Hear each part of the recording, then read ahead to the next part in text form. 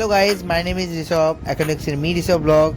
সবাইকে আমি অনেক অনেক শুভেচ্ছা জানাই রামনবমীর জন্য।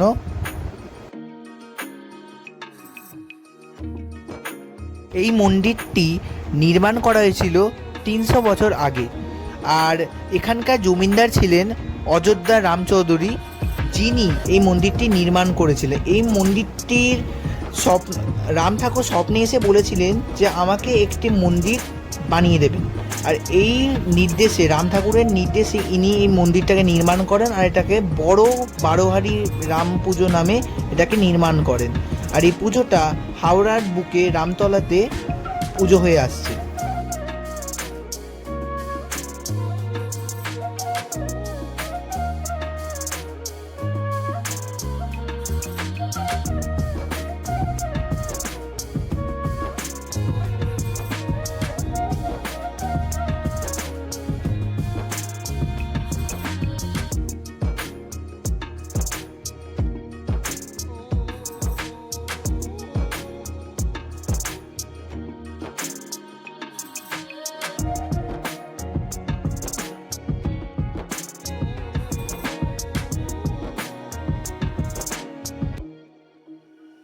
এখন আমি ঠাকুরকে প্রণাম জানিয়ে ভিডিওকে শেষ করছি।